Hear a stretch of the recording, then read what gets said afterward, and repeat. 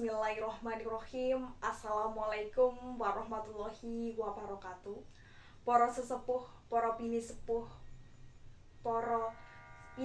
ingkang hanggung mastuti dumateng pepoyaning kautaman ingkang pantes dipungudi para panggembating nagari minangka pandom-pandoming kawula tansih ingkang pantes kinurmatan para pambela sungkawa kakung putri ingkang pantes sidursana madyaning panandhang ing rikalenggahan punika kula piniji dening para keluarga panandhang inggih punika panjenenganipun Bapak Triyono saha kaluwarga kinenjejeri minangka pambiwara acara ingkang tartamtu kapeneraken kawontenanipun tata upacara bidalipun layon innalillahi wa inna ilaihi rajiun sampun murut dumateng kasedan jati inggih punika almarhum Ibu Samiyun awit saking karana ngandhang gerah mugi-mugi kanthi kusnul khotimah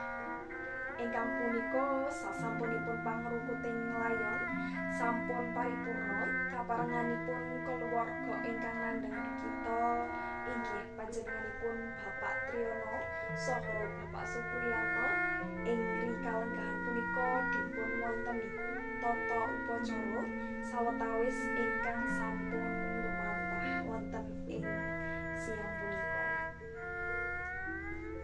Saderengipun kula ngaturaken lekasaning sedya sumangga nun dumateng para pambela sungkawa kakung putri tansah nderekaken hangluhuraken asmaning Gusti ingkang Maha Kuwasa awit rahmat saha sih wilasanipun ingkang sampun rumepah dumateng kula saha panjenengan sedaya saengga taksih saged nderek bela asungkawa kanthi pinayungan karaharjan wonten ing siang punika tebih saking nir ing sambekala.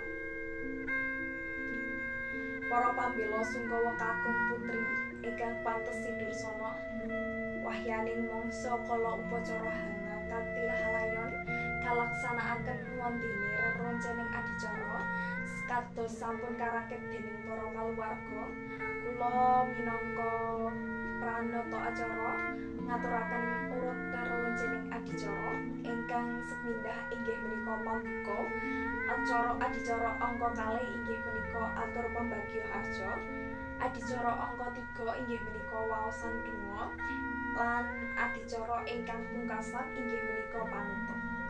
Mekaten reroncening adicara ingkang rinaket dening para kaluwarga para pambela sungkawa ingkang sinuput pakurmatan sumangga adicara bidhaling layon kita wiwiti kanthi waosan basmalah sareng-sareng. Bismillahirrahmanirrahim. Adicara ingkang nomer kalih inggih menika nun inggih atur pambagya harja yuwana miwah atur panuwun awit raosipun manah boten saged ginambaran ing mriki karana kawontenan ribet kaworan bebeg boten kumawani watang dipunan kadhep wonten ing madyaning jengga pramila ingkang piniji minangka sulih salira tamulya inggih punika Bapak Parjono Santoso minangka kepala desa para dene jumenenganipun kaapit dening Bapak Triyono saha Bapak Supriyanto kula sumanggaaken.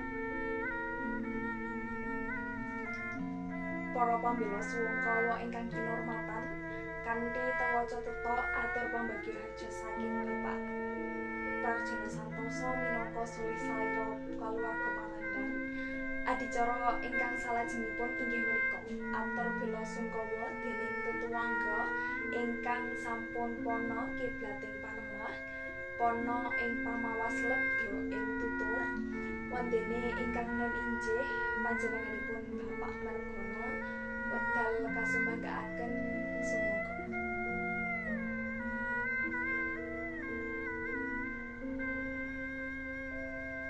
Kula aturaken agunging panuwun ingkang tanpa pepindhan kula warga panandhang ugi midhangetaken tutur bela sungkawa sawetawis dumateng panandhang mugi dadosna sarana kaluwarga dugita enggal pinaringan katentreman bilih kadosta kala wingi.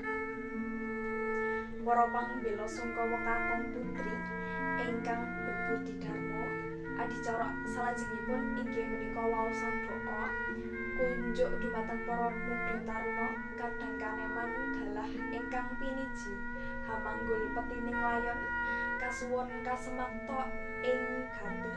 Petining layon sampun kapanggala déning para piniji wonten ing salajengipun samdukita kepareng ing setya.